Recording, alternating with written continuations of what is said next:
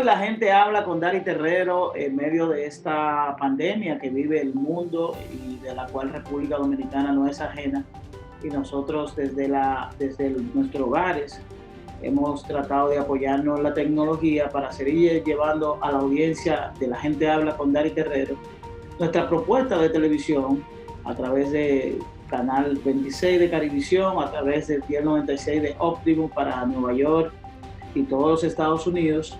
Y hoy hemos querido hacer un programa basado en la realidad que está viviendo la República Dominicana.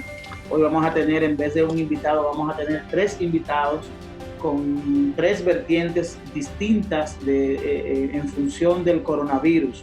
Vamos a estar hablando con un especialista, un médico epidemiólogo, el doctor Adrián Puello. Con él vamos a estar abordando la parte médica, la parte del aislamiento social, la parte del contagio, la parte de la propagación del virus, las medidas que se han tomado, si las medidas que el gobierno ha tomado son suficientes, si son correctas. Y luego vamos a tener una segunda entrevista con un infectado, con una persona portadora del virus. Vamos a estar conversando con Víctor Fernando Gómez Tejada. Víctor Fernando ha sido uno de los primeros contagiados que ha recibido atención médica a un hospital público del país, que incluso fue la primera persona que ha sido dada de alta y está recibiendo cuarentena desde su hogar. Y luego, en una tercera parte, vamos a estar hablando con el abogado Manuel Bordas. Con Manuel Bordas vamos a estar abordando la parte técnica jurídica de la declaratoria de emergencia, de lo que implica el toque de queda, de los decretos que ha emitido el presidente Danilo Medina, tanto para el toque de queda como su ampliación, lo que podría venir, lo que implica todo esto en términos legales, a qué se podía, las capacidades que tiene el presidente Danilo Medina en términos institucionales. Vamos a abordar el tema de las elecciones de mayo, la posibilidad de la suspensión, qué pasaría si no logramos celebrar elecciones de aquí al 16 de agosto, que es el día que la Constitución establece para la toma de posesión. Y vamos a estar abordando todos esos temas a propósito de la realidad social que vive el mundo y la República Dominicana. Esto es La Gente Habla. Vamos a una pausa y retornamos con el contenido de nuestro programa.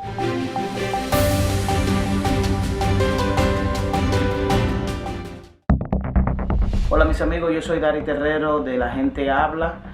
En este momento difícil que vive la República Dominicana por el paso de la pandemia del COVID-19, la mejor decisión y la mejor recomendación es que te quedes en casa. Quédate en casa. Estamos atravesando momentos muy difíciles en la República Dominicana. En este momento estamos en el pico de la pandemia, donde pudiéramos estar enfrentando contagio en términos sociales, en términos de los vecindarios, de los barrios, y la mejor recomendación es que te quedes en casa. Por el bien tuyo, de los tuyos y del país, quédate en casa. Continúa con el contenido de La Gente Habla con Dari Terrero.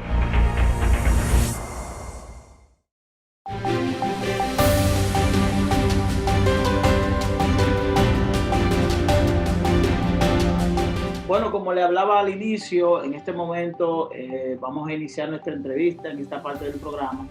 Vamos a iniciar con la parte médica a propósito de toda esta pandemia que vive la República Dominicana. Y tenemos aquí en escena a nuestro buen amigo el doctor Adrián Puello. Adrián Puello es epidemiólogo dominicano y con él vamos a conversar en esta parte. Bienvenido, doctor, a La Gente Habla con Dari Terrero. Gracias por la invitación.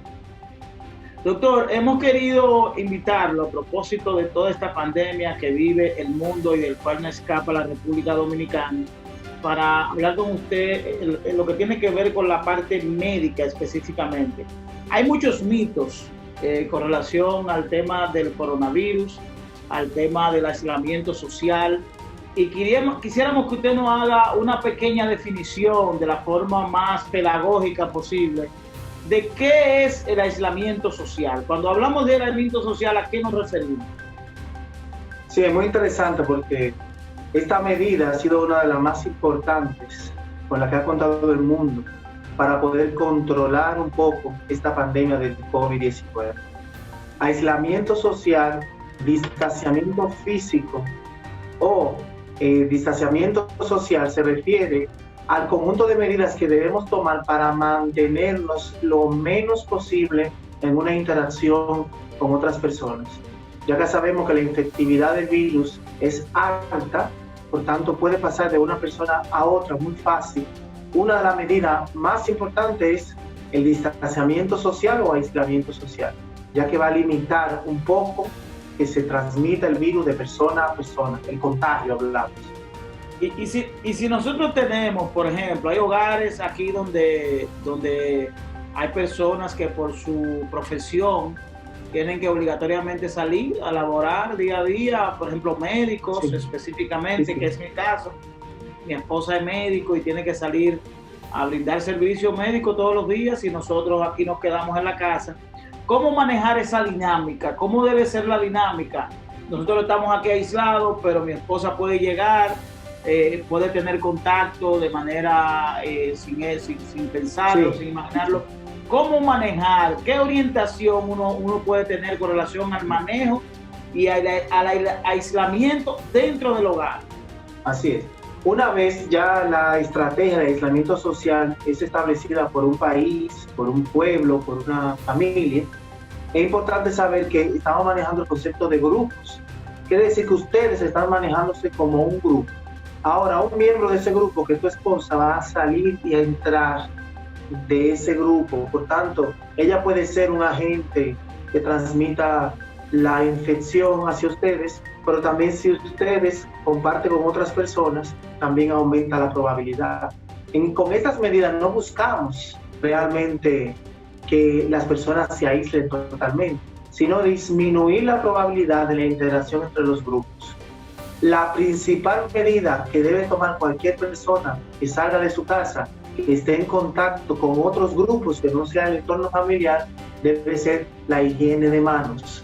Higiene de manos las manos han sido demostradas como el principal factor que transmite o que transporta el agente infeccioso, es decir, el virus, de un lugar a otro.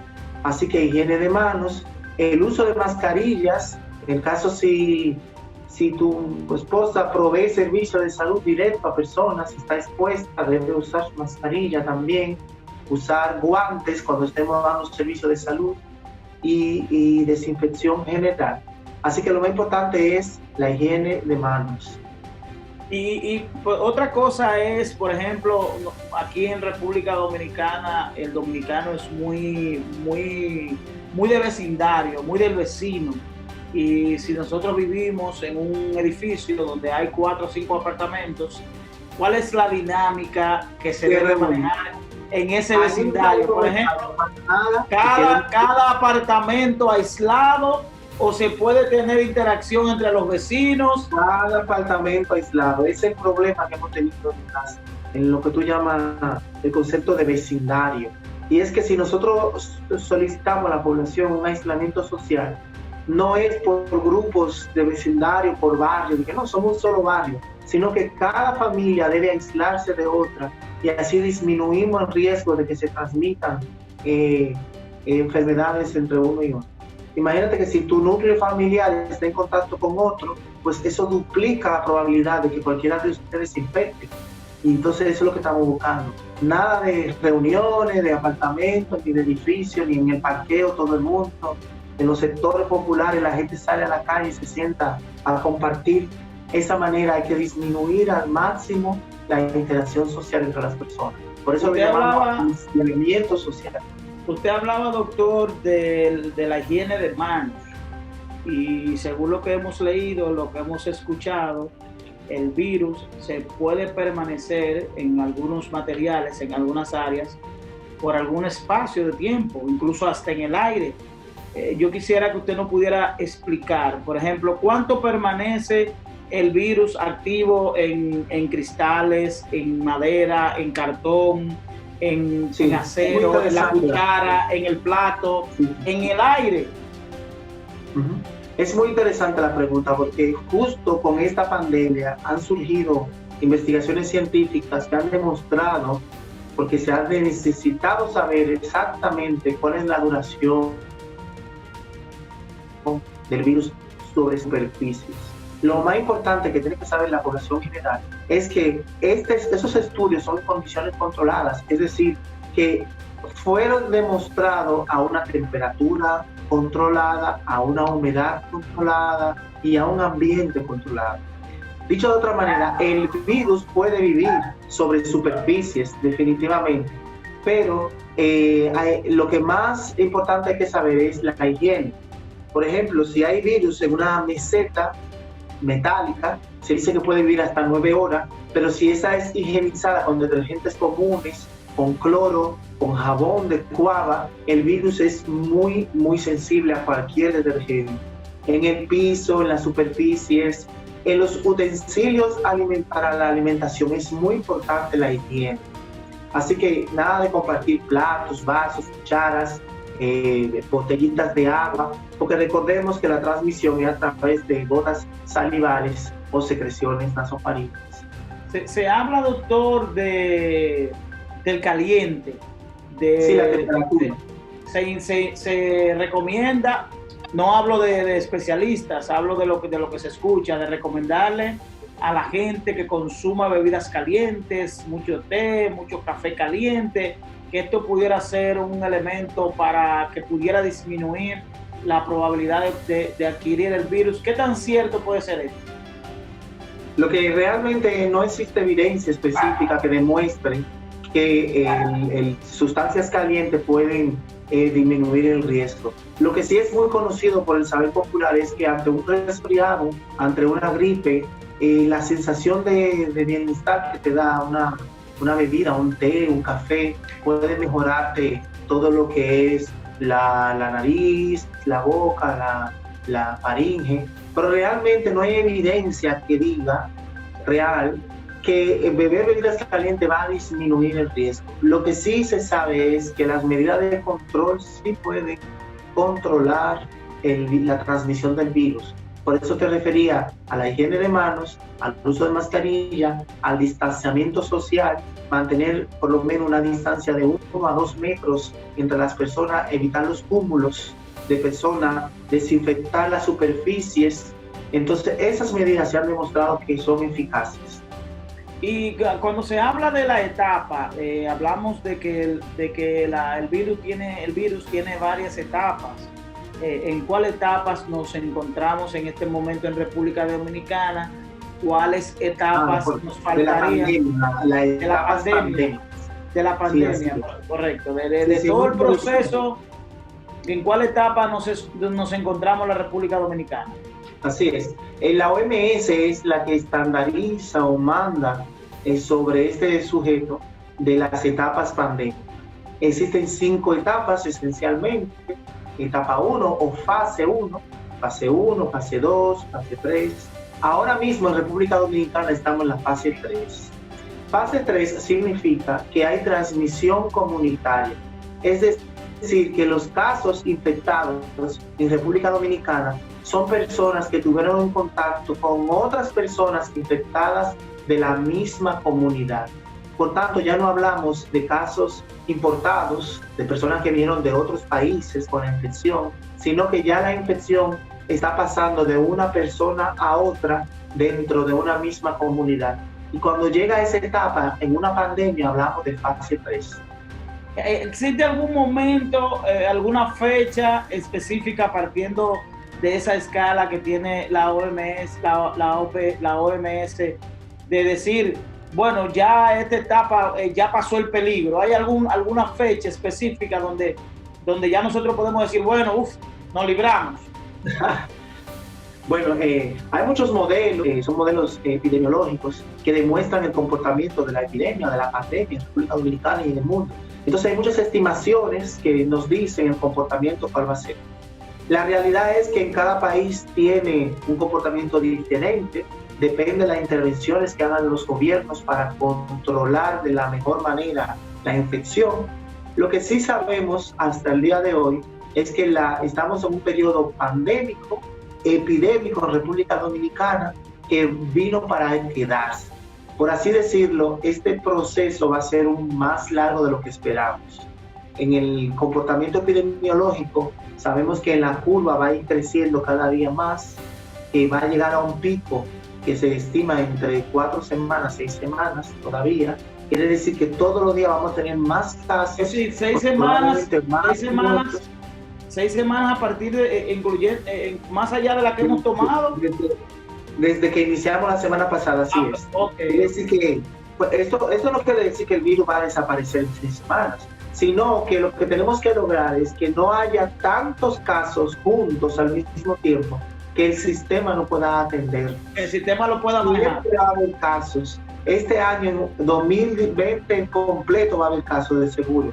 Todavía en septiembre pueden haber casos, en octubre, pero lo que buscamos es que haya la menor cantidad de casos o que haya casos más distribuidos en el año. Y doctor, ¿cree usted que las medidas que se han tomado desde el punto de vista sanitario por el gobierno dominicano han sido las correctas, han sido las suficientes? ¿Estamos llevando de manera correcta los protocolos internacionales que establece la Organización Mundial de la Salud para estos casos? La realidad es que ninguno de los países, ni siquiera China ni Europa, estaba lista para recibir este golpe pandémico ante el mundo. Este nuevo virus que ha sido muy agresivo en el sentido de que como somos todos susceptibles, él va a afectar al mundo completo. Se estima que más del 90% de la población mundial se va a infectar por coronavirus en este año o en el año próximo. Así que ningún país estaba listo para estas medidas. Las epidemias tienen etapas y el gobierno dominicano, el Ministerio de Salud, ha ido cumpliendo con las recomendaciones internacionales por cada etapa. Se sabe que puede haber mejoras en el sentido de que hay intervenciones que pueden ser más agresivas, más estrictas. Por ejemplo, esta del distanciamiento social, por nuestra cultura en República Dominicana nos cuesta cumplirla. La disciplina es muy importante, así que hay que cumplir con estas recomendaciones que el gobierno y el ministerio están haciendo. Así que poco a poco yo creo que el Estado ha ido respondiendo. Puede haber mayores intervenciones que deben llegar en los próximos días, porque evidentemente la epidemia va a continuar y se necesita ser más agresivo para disminuir el número de casos en esta primera ola. Finalmente, doctor, ¿cómo definir qué patología representa el hecho de que hayan personas que son portadores del virus, que tienen el virus COVID-19, no presentan ningún tipo de síntomas, no presentan ningún tipo de complicación? Se hicieron la prueba porque tuvieron una gripe, porque tuvieron una situación, y hoy le hago la pregunta en función de que nuestro invitado, nuestro próximo invitado, es un paciente. Es un paciente que dio positivo en COVID-19. Bueno, fue una persona que se infectó. Una persona que se infectó, estuvo recluido, fue dado de alta, ya está en su casa, los síntomas que tiene son muy mínimos. Entonces, ¿cómo definir esta patología? Sí, es muy interesante que el comportamiento del COVID-19, más de un 80% de las personas que van a tener la infección o que ya han tenido la infección son asintomáticos. Esto significa que no tienen ningún signo ni síntoma. No le va a dar fiebre, no le va a dar tos y no le va a dar dificultad respiratoria. Este grupo de personas, la mayor parte jóvenes y niños, son lo que llamamos los pacientes o personas asintomáticas o portadores de la infección. Por tanto, eso nos demuestra y nos recalca aún más que es más importante las medidas de higiene, porque probablemente en nuestro entorno, en nuestra familia, en nuestro trabajo, hay personas que tienen la infección, pero que no tienen signos ni síntomas. Entonces nunca vamos a saber quién está infectado y quién no. Por tanto, las medidas de higiene son las más importantes, es la única arma con la que contamos el día de hoy para prevenir esta infección. Doctor, muchas gracias. Gracias por tomar el tiempo para orientar a la audiencia de La Gente Habla con Dari Terrero, que de manera gentil hemos abusado de su tiempo. Usted que es una persona muy ocupada y que ha venido a llevar orientación a todo este pueblo que tanto lo necesita en este momento. Muchas gracias, doctor. Gracias a ustedes por comunicar información preventiva y científica a la población dominicana. Bueno, estuvimos conversando con el doctor Adrián Puello, quien es epidemiólogo. Estuvo conversando con nosotros a propósito de toda esta situación de pandemia que vive la República Dominicana y el mundo. Nosotros vamos a una pausa y luego de la pausa venimos con nuestra segunda entrevista. Vamos a estar conversando con Víctor Fernando Gómez. Víctor Fernando Gómez es el primer o uno de los primeros pacientes, de los primeros ciudadanos que dio positivo en COVID-19. Vamos a la pausa y retornamos en breve. Gracias por lo visto.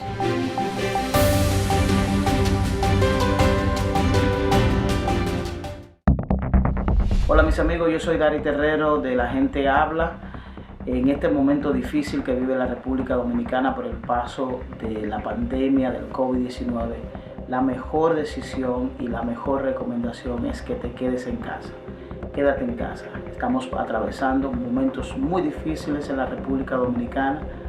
En este momento estamos en el pico de la pandemia, donde pudiéramos estar enfrentando contagio en términos sociales, en términos de los vecindarios, de los barrios, y la mejor recomendación es que te quedes en casa. Por el bien tuyo, de los tuyos y del país, quédate en casa.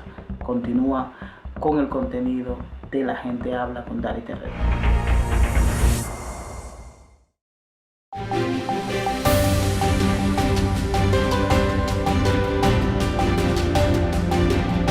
Bueno, como le hablamos al inicio, La Gente Habla con Dari Terrero. Hoy un programa especial a propósito del momento que vive la República Dominicana y el mundo, esta pandemia del paso del coronavirus.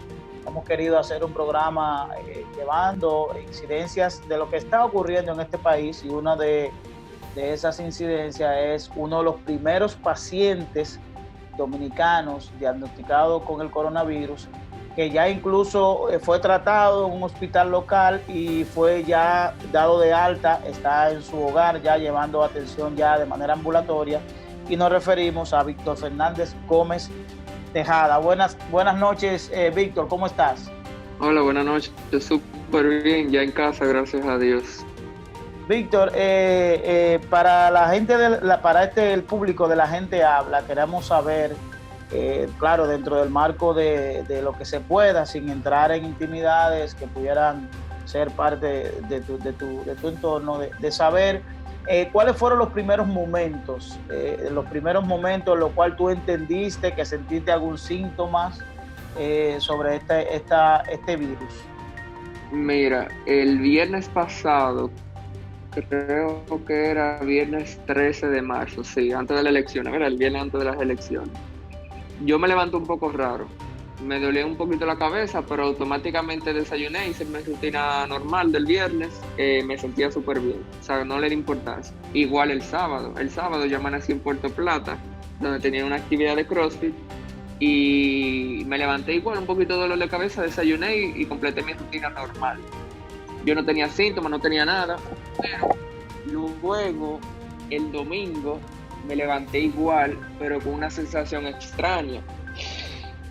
Yo automáticamente lo ignoré, desayuné y pasé a ir a votar al mediodía.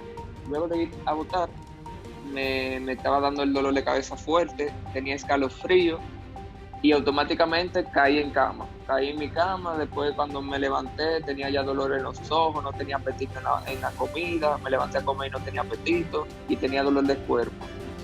Ya tenía los síntomas, me estaban dando muy fuerte mientras pasaban las horas, dormí muy mal, y ya el lunes 16 de marzo, que mi papá se preocupó, me vio en unas condiciones que no eran normales, me hicieron una prueba del coronavirus. El martes, que era día de mi cumpleaños, que fue cuando cumplí los 22 años, me levanté mejor, solo tenía el dolor de cabeza y en los ojos, ya no tenía la fiebre que me había dado el domingo y el lunes, pero me informaron que había dado positivo al COVID-19. En esa actividad que tú participaste en Puerto Plata, ¿tú tenías constancia si habían personas extranjeros que habían llegado recientemente a la República Dominicana o eran solo dominicanos?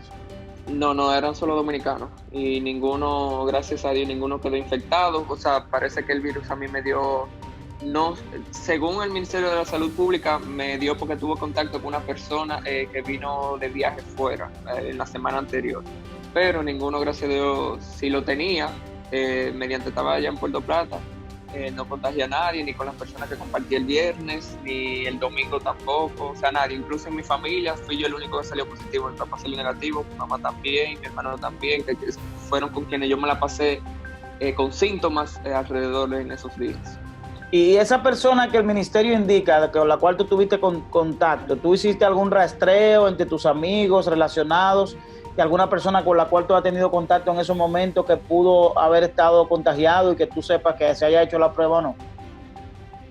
Que yo sepa, no sé si se ha hecho prueba y creo que tampoco ha presentado síntomas. No tengo los datos seguros, creo que no, porque al momento del decirme eso, porque yo estaba durante en el hospital, era lo que yo más pensaba, si había contagiado a alguien sin querer, si estaba preocupado, pero la persona no tiene síntomas ni nada. Entonces, ya estando en el hospital, ¿cuáles fueron tus primeros pensamientos? ¿Qué llegaba a tu mente? ¿Cuáles eran tus mayores preocupaciones ya estando en el hospital?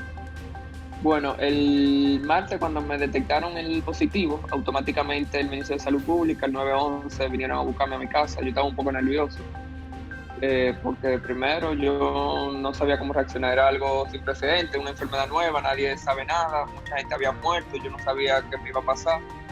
Yo tenía fe y estaba tranquilo por un lado, porque yo era una persona que me cuidaba, me alimentaba bien, tengo una salud física buena.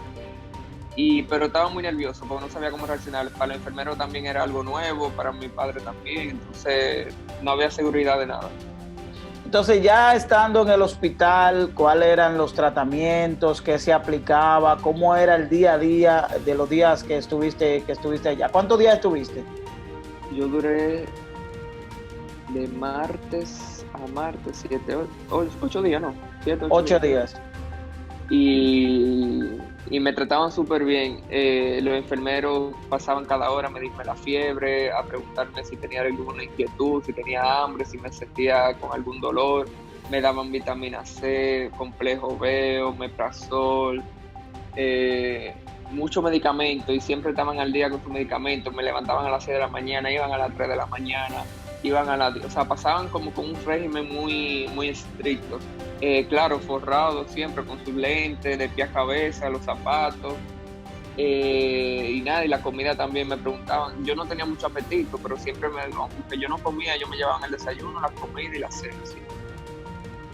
Y por ejemplo, alrededor tuyo, ¿cuál era el ambiente en términos de hotelería? Por ejemplo, la habitación, ¿qué había?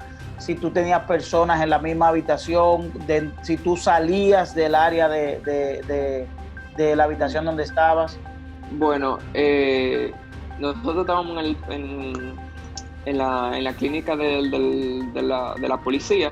Estamos hablando de que tú estabas en el hospital de la Policía Nacional. Sí, el hospital llamado de radiopatrullas, que es un hospital ya que tiene una característica de atención importante del país. Y es uno de los lugares donde se han estado llevando las personas que están dado positivo con el COVID-19. Exacto, ellos habilitaron un área que era un área de niños donde estaban habilitando a algunas personas. Mi padre estaba conmigo en mi habitación, a distancia, claro, pero mi padre se quiso quedar conmigo porque él decía que no me quería dejar solo, además de que era muy probable que saliera positivo, pero gracias a Dios que salió negativo. A él hicieron el tratamiento igual como si hubiese dado positivo, le daban lo mismo. Si todos los medicamentos que te daban a ti, se lo daban a tu papá también. Exactamente, todo. Como una manera de prevención. Exacto, y como las pruebas duran unos días, entonces se la habían hecho al día siguiente, y además uno tenía el miedo de que si salía positivo, pues uno tomó las precauciones desde antes, por si acaso. Estábamos a distancia, él a un extremo, yo a otro extremo, nosotros creo que fuimos los primeros pacientes, pero cuando salimos ya habían varios. Pues te iba a preguntar eso, por ejemplo, cuando tú entraste al hospital de que tú conozcas, ¿cuántos pacientes había? Creo que no éramos los únicos, creo. Tendría que confirmar. Sí, el único paciente que había inicialmente en el hospital eras tú, y a la hora de salir, ¿cuántos pacientes tú dejaste? 12. 12 pacientes ingresados solo en ese hospital. Exactamente. ¿Y sabes la proporción de las edades? Si eran niños, si eran adultos, si eran... Eran adultos la mayoría, y yo sé que habían o sea, no sé decirte en qué condición estaban, pero yo sé que tenían síntomas más fuertes que yo, porque desde mi habitación se oían la tosedera, y bueno, y más nada, pero la tos se oían fuerte. Si tú sentías desde tu habitación cuál era la seriedad, la gravedad de las personas que estaban en tu entorno, es decir, que no tenían síntomas parecidos a los tuyos, porque obviamente tú viéndote sí, no tienes ningún síntoma, visualmente ves una persona sana, pero lo que ocurría a tu alrededor no era igual. No. Yo, incluso lo que te estaba diciendo, yo el martes salí positivo, pero ya yo no tenía síntomas, yo tenía dolor un poco en la cabeza y en los ojos, y los primeros días en el hospital yo lo que estaba un poco débil, como fatigado, pero no eran los síntomas. Por ejemplo, a mí nunca me dio tos. Yo sí toso muy, muy leve, pero nunca me dio tos ni problema para respirar. Y ya más nada, después el dolor de cabeza, el dolor en los ojos, la fiebre y bueno, la fatiga. Y ya tú estando allá, ¿cómo tú crees que impactaba eso a tu familia? Por ejemplo, tu papá estaba ahí, pero tú tienes tu hermano, tu madre. ¿Cómo tú manejabas esa situación de ansiedad con la falta del hogar y demás? Sí, yo estaba muy ansioso, pasando los días, pero mi papá estaba preocupado, pero estaba tranquilo porque estaba al lado mío. Mi mamá se preocupaba mucho, yo también, porque yo no sabía si ella lo tenía o si mi hermano, porque como habían tenido contacto conmigo. Pero gracias a Dios, el apoyo que me dieron el medio de comunicación, mi familia, mis amigos, los mensajes que siempre como que eso era algo que me llenaba, lo que me mantenía ahí tranquilo, entretenido, y a mi mamá también, y a mi hermano también que estaban en casa. ¿Cuál es tu régimen? ¿Tú entiendes que el régimen tuyo de tu llevar una vida sana, de llevar una vida de ejercicio, eso te ayudó a sobrellevar esta situación? ¿O tú crees que lo que ocurrió contigo es simplemente algo natural? Yo quiero pensar que sí, porque para algo uno se sacrifica mucho y uno se cuida mucho. Pero creo que también la ventaja de ser joven también me ayuda a recuperarme rápido de los síntomas, pero eso no quiere decir que a otro joven le pueda dar más fuerte o más grave. Yo conozco amigos míos que están teniendo más problemas que yo, que les salieron positivos. Si ya tú tienes amigos conocidos que han dado positivo. Sí. ¿Y cuál ha sido la reacción? ¿Cuál es la situación de ellos? Bueno, están en casa. Al que conozco está en casa, tranquilo, y solamente tiene problemas con diarrea y tiene un poco de problema para respirar, pero hasta ahora está estable y tranquilo. Una pregunta, a la hora de tu salida, ¿cuál es la prescripción médica que te dan los médicos? Es decir, te dan a tu casa, pero te dicen cuáles son las recomendaciones. Yo todavía sigo positivo y ellos lo que me dijeron que igual, cuarentena y trancado en mi cuarto y aislado. O sea, yo estoy igual. Yo salí ahora para la entrevista, pero tengo que estar en mi casa y con una mascarilla. Pero no tiene medicación, no tiene ninguna medicación fija. Bueno, no, porque lo que son vitamina C, complejo B, y eso ya, o sea, que uno lo compra en la farmacia y se lo toma independientemente. Acetaminofén. ¿Y cuál es la situación en la casa? Por ejemplo, la situación de aislamiento. Tú estás en tu habitación, pero ¿cómo se te alimenta? ¿Cómo se te llegan los alimentos? Cuando tú quieres un requerimiento, ¿cómo lo haces? Es decir, ¿cuál es el ambiente? ¿Cuál es la dinámica que se lleva en casa? No, yo por ejemplo me la paso en mi habitación y cuando la hora de comida o por ejemplo desayunar, ya yo salgo solo. O sea, yo como solo, desayuno solo y ceno solo. Igual tomando las precauciones con guantes, tengo que tomar mi mascarilla, aislado y todo. O sea, no... Es decir, no tiene contacto, no hay contacto con tu mamá, con tu papá, todo desde lejos. Bueno, mi mamá ahora mismo está en la sala. O sea, yo estoy como una parte de la sala, pero ella está súper lejos. No tengo contacto así con ella. No la he abrazado desde el día de mi cumpleaños. ¿Y cómo te afecta eso sentimentalmente? ¿No te afecta? Mal, sí, yo se lo he dicho y cuando estaba en la clínica también, como que es como difícil esta enfermedad o este virus, porque tú no sabes como si tú lo transmites o si tú lo tienes, porque mira, yo me siento bien y sin embargo en la segunda prueba salí positivo de nuevo. Con mi mamá estaba cuando tenía los síntomas y ella gracias a Dios no tiene los síntomas, entonces algo más de lo físico, lo estaba hablando con mi papá, es algo también muy, muy mental, algo fuerte mentalmente, porque ¿Y cuándo tú no sabes reaccionar? ¿Cuándo te recomiendan hacerte la prueba nueva vez? A los 16 días. Tengo ya 8 más, hoy es jueves, viernes, yo tengo todo perdido de los días. Tengo que asemblar de nuevo el martes, miércoles que viene. Entonces, finalmente ya nos faltan pocas preguntas para concluir esta interesante conversación. Reiterar que estamos conversando con Víctor Fernández Gómez Tejada. Víctor Fernando es prácticamente de los primeros diagnosticados con COVID-19. Gracias a Dios es una persona fuerte, que tiene una buena salud, no tiene síntomas. Ustedes lo pueden ver que lleva, gracias a Dios, más adelante vamos a estar mostrando fotos de Víctor, de cuál es tu ritmo de vida, de que tú eres una persona atlética, de que eres entrenador, ciertamente, ¿verdad? Sí. Entrenador de CrossFit. Y personal trainer también de peso. Ok, ahí atrás vemos, ¿cómo se llama lo que está detrás de tu ahí en la puerta? Pues, es un asunto... Es una barra que todavía no puedo hacer ejercicio, pero ya le encargamé para cuando pueda. Te iba a preguntar, en este momento tú no estás haciendo ejercicio. No, tengo desde el domingo pasado, bueno, desde el sábado que llegué de Puerto Plata, desde el domingo, que sentí los síntomas el día de la elección. ¿Pero eso es por prescripción médica o por falta de voluntad, de fuerza? ¿Qué te digo, Lado? Yo no me siento al 100%, pero tengo la ansiedad. En la clínica por lo menos estaba tranquilo porque tenía un suero y no podía hacer nada. Ok, te movilizaron. Entonces, Víctor, ¿qué mensaje? En casa estoy ansioso. ¿Qué mensaje tú le llevarías a esas personas que están, tú tienes acceso a los medios de comunicación, tienes acceso a la televisión, de que hay personas que no se están acogiendo a lo que es el toque de queda, la cuarentena social? ¿Qué mensaje tú le dirías a esas personas, tú que eres una persona que has vivido, tienes la experiencia de que has pasado por la adquisición del virus? ¿Qué mensaje tú le puedes enviar a todas esas personas? Mira, yo por ese lado he estado un poco triste porque la gente no lo toma tan en serio como es. O sea, la cosa es más fuerte de lo que se esperaba. Yo estoy feliz también por un lado por la medida de precaución que tomó el Ministerio de Salud y la Presidencia, ayer también con el discurso del señor Presidente, pero yo creo que la gente debe cogerlo más serio. O sea, nosotros, como lo dije, el Ministerio de Salud Pública y el Presidente están tomando todas las medidas y están haciendo todo lo necesario para que nosotros podamos salir adelante.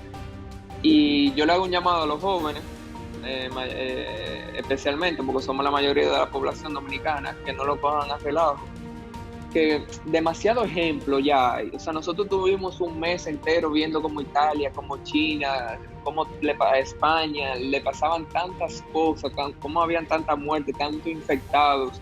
Entonces, a Estados Unidos también. Entonces nosotros le tenemos que dar gracias a Dios que no fuimos uno de los primeros, que tenemos experiencia. Vemos cómo le ha pasado eso a países, vemos cómo los casos de aquí ya se han multiplicado bastante. Mira yo cómo salí, yo presenté los síntomas, tiré mi experiencia y todo. Entonces, como que yo digo, si tú te enfermas es porque tú quieres, porque las precauciones están, las medidas ya se están. Entonces, es como, no sé cómo explicarlo, pero es como yéndote a lo contrario, porque tú tienes todo lo necesario para estar en salud y no enfrentarte a esta enfermedad que nadie conoce, que nadie sabe cómo se maneja. Que yo mismo todavía estoy nervioso.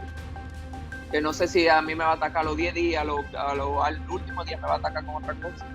Así es. Y mira cómo yo estoy, que no puedo abrazar a mi mamá, no puedo estar con mi papá, no puedo estar con mi hermano. Entonces todavía no se sabe nada. O sea, yo no sé ahora mismo si mi mamá lo puede tener. O sea, es algo difícil. Bueno, agradecer a Víctor Fernández Gómez Tejada, que agradecer que no haya abierto la puerta de su hogar, partiendo de que ya todas las transmisiones y entrevistas hay que hacerlas de forma virtual, y desearte que verdaderamente puedas sobrepasar y que ciertamente que tu fortaleza y tu juventud van a ayudar a que salga de todo esto. Saludo a tu padre, saludo a tu madre y gracias por permitirnos esta pequeña conversación. Gracias a ti y tranquilo y para adelante y a cuidarnos. Gracias, Víctor. A ustedes continúen con La Gente Habla con Dari Terrero.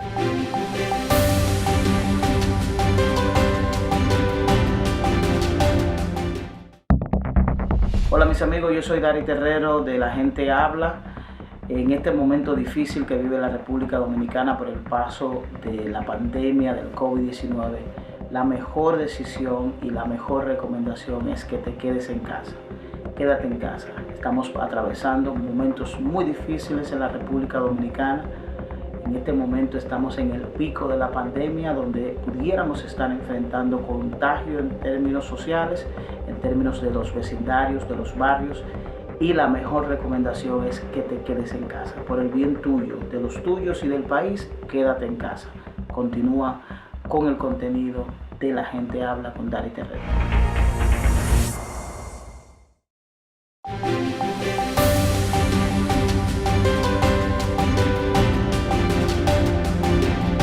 Bueno, seguimos aquí, La Gente Habla con Dari Terrero, dando seguimiento a toda esta situación de pandemia que vive la República Dominicana. Y como le hablamos al inicio, hemos estado desarrollando nuestro programa en 3 aspectos que son fundamentales en esta etapa que vive el país y que vive el mundo, la pandemia del COVID-19. En nuestra primera etapa estuvimos conversando con el doctor Adrián Cuello, quien es un experto en el tema de la pandemia. Luego, en nuestra segunda entrevista, estuvimos hablando con Víctor Fernando Gómez Tejada, quien es uno de los primeros pacientes que ha recibido positivo en COVID-19, que ya está en su hogar recibiendo atenciones ya de manera ambulatoria. Y en esta etapa vamos a hablar con el joven abogado Manuel Bordas. Manuel Bordas es un experto en términos constitucionales, en términos legales, es una persona con la cual queremos abordar lo que compete al tema del llamado de emergencia que aprobó el Congreso Nacional al presidente Danilo Medina, de las implicaciones legales que esto tiene, hasta qué punto esto se puede extender y qué cambia esto el régimen institucional de la República Dominicana. Buenas, mi querido amigo Manuel Bordas. Para mí más que un placer poder compartir estos breves minutos contigo. Y te puedo decir que de entrada este tema es bastante interesante, no solamente para la comunidad legal, sino también para el ciudadano de a pie, porque realmente en el día a día se ven afectados por las medidas que se han tomado.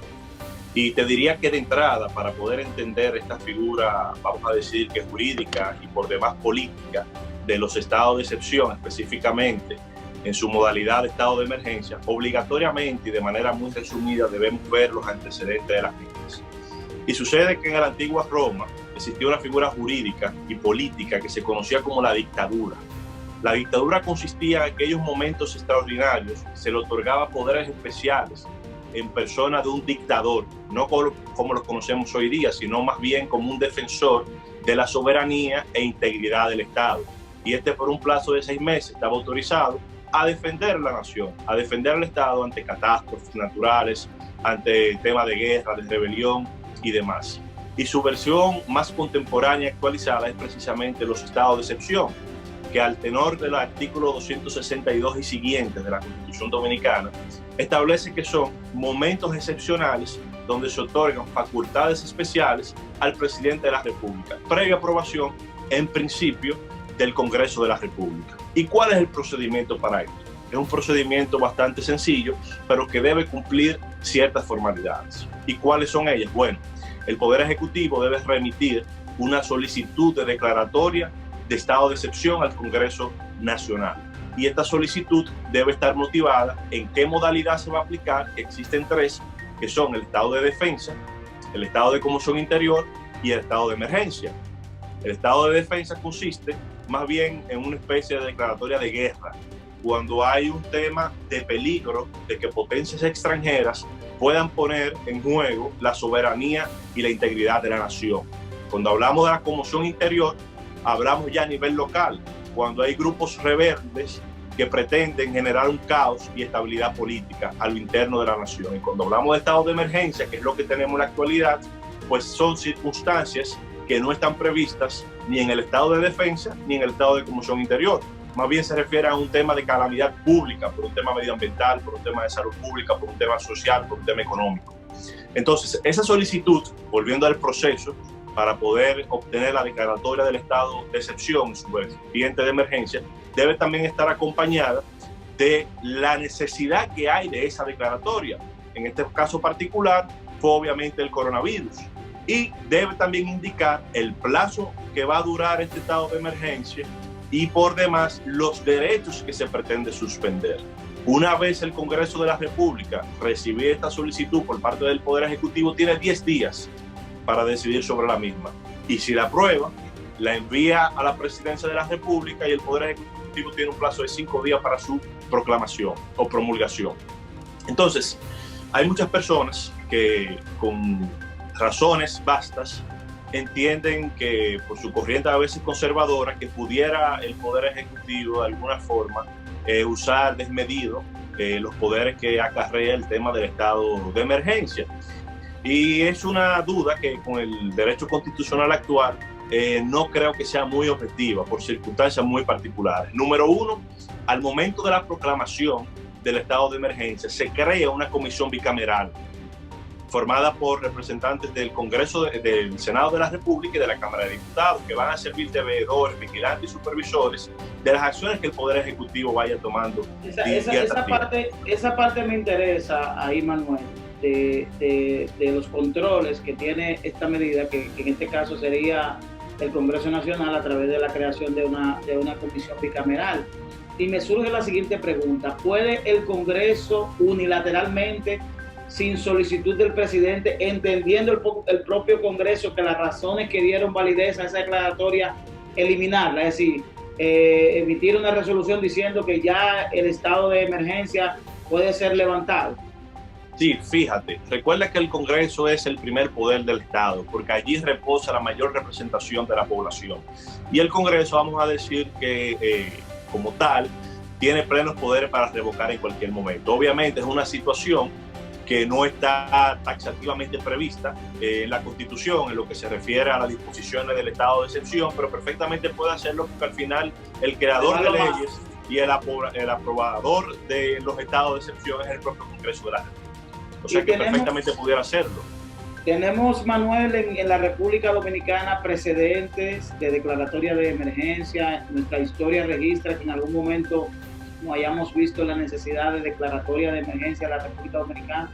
Sí, tenemos antecedentes, los que no muy recientes. Tenemos el caso, por ejemplo, del ciclón San Zenón, y en la historia más pasada aún tendríamos estado de excepción, pero que no se dieron realmente con las condiciones constitucionales actuales, sino más bien que fueron para favorecer políticamente en algún momento de discrecionalidad de poder a algunos gobernantes.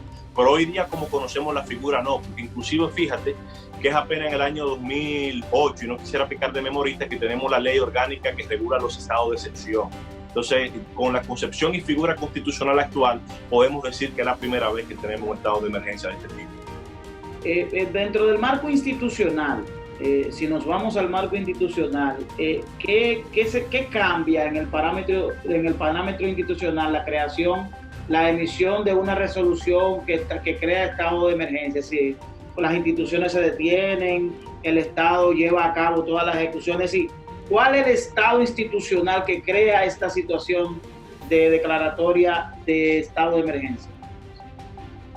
Fíjate, la realidad que este estado de emergencia hay que tener claro que se crea con una finalidad principal, y es la suspensión de ciertos derechos con la finalidad de poder aplicar las medidas específicas para la situación determinada. En este caso, el coronavirus, hay que entender que por su grave peligro de contagiar, había que suspender derechos como la libertad de tránsito, como la libertad de asociación, que en un momento ordinario, en un momento normal del Estado de Derecho, no hay forma que el Poder Ejecutivo pueda suspender esos derechos. Por ejemplo, el tema de las redadas que se realizan en los momentos ordinarios son ilegales, son ilegítimas, porque no hay una suspensión del derecho a libertad de tránsito. Por tanto, se necesitaba ese tipo de suspensión para poder adoptar esas medidas. Y en el marco institucional, obviamente que todo va a depender sobremanera del avance que tenga este tipo de enfermedad, pero en principio el Estado no para, el Estado no puede parar, debe mantenerse a perpetuidad en las políticas públicas que va ejecutando. Obviamente que se van a tomar medidas discrecionales y perfectamente legítimas al amparo del estado de emergencia para regular y determinar algunas situaciones que pudieran verse en peligro a las personas y la propia integridad del Estado. Entonces, este estado de emergencia ha generado un decreto del presidente y luego otro decreto ampliando el tema del toque de queda. Toque de queda inicialmente de 8 de la noche a 6 de la mañana del día siguiente. En esta semana el presidente varió y redujo o amplió de 5 de la tarde a 6 de la mañana del día siguiente. Dentro de ese proceso de declaratoria de toque de queda, ¿quiénes tienen autorización? ¿Quiénes pueden estar en las vías? ¿Quiénes pueden salir a la calle? Fíjate, a partir del decreto 135-20 fue que se comenzó a conformar lo que conocemos hoy como el toque de queda, que no es más que la suspensión de manera relativa del derecho a la libertad de tránsito. Eso es más bien lo que se conoce como como toque de queda. Están suspendidos de transitar en ese horario del toque de queda toda persona que no pertenezca al sector salud, obviamente que esté en el ejercicio de sus funciones, entiéndase médicos, paramédicos, enfermeros, bionalistas, pero también los propios policías y militares, que aunque el decreto no lo establece por un tema de razonabilidad, se entiende que por ser la fuerza de seguridad del Estado son los que están llamados a estar en el toque de queda para que se puedan acatar este tipo de medidas. También los vigilantes privados. Más recientemente, con el nuevo decreto, también se amplió para incluir a las personas que se dedican al abastecimiento, para personas que se encuentran laborando en ese toque de queda, en ese transcurso de ese horario, obviamente que estén debidamente identificados, y me refiero a personal, por ejemplo, del aeropuerto, a personal de farmacias, a personal de supermercados, personas que se dedican a la transportación de alimentos, de abastecimiento de centros de expendio de comida o de farmacias. Esas son las personas que se encuentran autorizadas en este momento para poder transitar en ese horario. Hemos visto que la policía ha tenido que hacer un esfuerzo extraordinario para llevar a cabo el cumplimiento de esta medida, de este decreto de toque de queda. Y hemos visto también, valga redundar, personas que han tenido que ser detenidas, una que otra de manera deliberada, otra por ignorancia.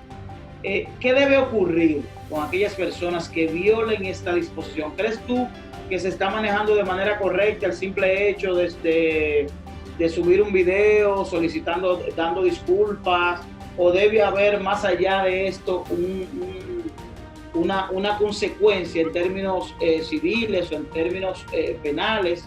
¿Crees tú que se está ejecutando de manera correcta lo que son las consecuencias a la violatoria de algo tan serio como un toque de queda en las circunstancias actuales que vive la República Dominicana? Mira, te voy a dar dos opiniones, una estrictamente jurídica y otra que tengo hasta temor de manifestarla públicamente, que es muy personal. Desde el punto de vista jurídico, obviamente aquí hay un vacío legislativo, porque la normativa penal, tú sabes bien que data de hace más de 200 años. Claro. Y lamentablemente no hay un tipo penal específico para la violación del toque de queda o la violación o transgresión al estado de emergencia y sus disposiciones. Ese tipo penal no existe. Ahora bien, se ha estado discutiendo y se ha estado hablando de algunos tipos penales que tal vez pudieran de cierta forma encasillarse en ese tema específico, y es el tipo penal de rebelión, que dependiendo de sus agravantes pudiera ser hasta 6 meses o 1 año la prisión. Pero ¿qué pasa? En este tipo de situación, específicamente del coronavirus, la solución pudiera ser más cara que la solución actual que se está dando. Primero, porque el hecho de tú tener que someter a una persona, si esa persona está contagiada, va a propagar el virus. Sí. Pero no solo eso, tú vas a tener que agotar recursos del Estado para la celebración de audiencias y la de audiencias, de reconocimiento de medidas y demás. Entonces, eso desde el punto de vista, vamos a decir que es racional, desde el punto de vista de la situación actual, no sería lo más prudente. Entiendo que lo que está haciendo la Policía Nacional, que debería tener cierta supervisión del Ministerio Público, ha sido lo correcto, de despacharte. Lo que vemos es, Manuel, que esto se ha convertido en un tema de estímulo, en términos de que muchas personas han utilizado las redes sociales para generar situaciones y posteriormente generar la propia detención. Y como ya hay una dinámica de subir un video a las redes para pidiendo disculpas, esto pudiera, tenemos casos que pudiéramos mencionar, en circunstancias actuales, sino por ejemplo el caso del Alfa, cuando la bandera llamó MMG a Juan Pablo Duarte, el caso de Cherry Scott en La Vega, que se han utilizado como plataformas de popularidad. Han tenido su resultado. Incluso tenemos el caso de la prostituta que subió el video teniendo relación con su pareja o con su cliente. Entonces, todo esto pudiera constituir un esquema de estímulo a gente sin conciencia, sin concepto, que utilice esta calamidad pública para tener notoriedad a través de las redes sociales. Pero como ya se nos está acabando el tiempo, quiero hacerte 3 preguntas para que tú me las respondas de la forma más pedagógica y sencilla posible. La República Dominicana se aboca a 3 escenarios constitucionales en los próximos días, en los próximos meses. Tenemos el 24 de abril establecido en la Constitución la toma de posesión de los alcaldes, regidores, directores y vocales del nivel municipal. Tenemos para mayo la celebración de las elecciones generales para el nivel presidencial, congresual y parlamentario. Y tenemos el 16 de agosto lo que sería la toma de posesión de esas elecciones. Correcto. ¿Qué puede ocurrir en términos constitucionales si nosotros debemos extender más allá la emergencia, a más allá del 16, que no celebremos las elecciones, que el presidente no pueda un nuevo presidente asumir? ¿A quién le correspondería suspender tanto la toma de posesión, las elecciones de mayo y lo de agosto? ¿A quién le correspondería? ¿Al presidente, que en este caso sería Danilo Medina, o al Congreso Nacional, o a la Junta Central Electoral? Mira, preguntas bastante interesantes. Te puedo indicar lo siguiente. El 15 de marzo, de manera simultánea, se celebraron elecciones municipales aquí en Francia, con la diferencia de que en Francia había un estado de emergencia y sin embargo se celebraron las elecciones sin ningún tipo de inconveniente. ¿Por qué te hablo de Francia? Porque Francia, recuerda que es nuestra familia jurídica, todos nuestros orígenes en términos legales vienen de allí y sin ningún problema se efectuó. Y la Constitución Dominicana establece que en el estado de emergencia ni en ningún otro estado de excepción pueden suspenderse los derechos de ciudadanía, los derechos políticos, lo que implica que no necesariamente porque nos encontramos en un estado de emergencia debe suspenderse los comicios, sino que perfectamente se pueden celebrar, perfectamente se puede asumir el poder sin ningún tipo de problema con los candidatos electos. Ahora bien, va a haber un tema de discrecionalidad al amparo del artículo 40.5 por un tema de razonabilidad conforme a la Constitución, de que sí, no se pueden realizar eventos multitudinarios por la propagación de este virus y lo más expedito, lo más propio es que se aplacen esos comicios. Perfectamente la Junta Central Electoral, como ya lo hizo recientemente, pudiera realizar una suspensión de esas elecciones y celebrar elecciones extraordinarias. Y obviamente que en el caso, por ejemplo, de las nuevas elecciones, si pasa más allá del plazo previsto para la asunción por parte del poder del nuevo candidato electo, el presidente actual se mantendría en plena vigencia y poder, porque es que el estado de excepción debe mantener las autoridades electas y no podemos hablar de un tema de sucesión cuando el presidente no ha muerto, cuando el presidente no ha dimitido, cuando no hay una causa que permita esa sucesión presidencial. En caso de dimisión, sí se aplicaría el artículo 129 de sucesión presidencial. Claro, pero en este caso sería el vicepresidente que asumiría. En caso de que ambos, por ejemplo, entraría la escala que está dispuesta en la Constitución. Claro, en caso de que frente a la calamidad pública o frente a alguna situación excepcional, más allá del 16 de agosto, el presidente y el vicepresidente decidan no continuar en la se aplicaría, porque si no se han celebrado las elecciones. Pero ojo con esto, no hay condicionante a suspender elecciones por el simple hecho de que nos encontremos en un estado de emergencia. La Constitución es bastante clara. Eso va a ser discrecional a los órganos competentes. Correctamente, principalmente en la cabeza de la Junta Central Electoral. Manuel, gracias. De verdad que es poco el tiempo para abordar temas tan interesantes contigo, partiendo del gran conocimiento que tú adviertes y de la forma pedagógica, didáctica con lo que expresas.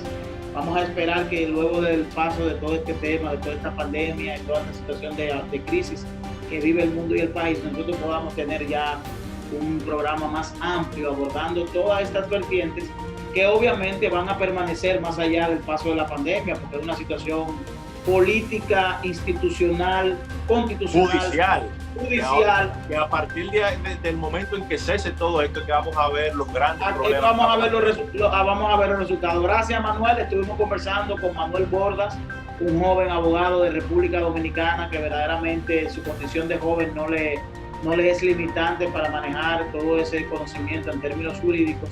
Y a ustedes lo vamos a convocar para un próximo encuentro de La Gente Habla con Daly Terrero, en este marco de imposibilidad técnica, de cuarentena obligatoria. Hemos tenido que realizar nuestro programa cada uno desde nuestras casas, apelando a la tecnología y tratando de no sacrificar la calidad que siempre brindamos a nuestro programa. Gracias a la audiencia y nos vemos el próximo sábado. Gracias a Manuel.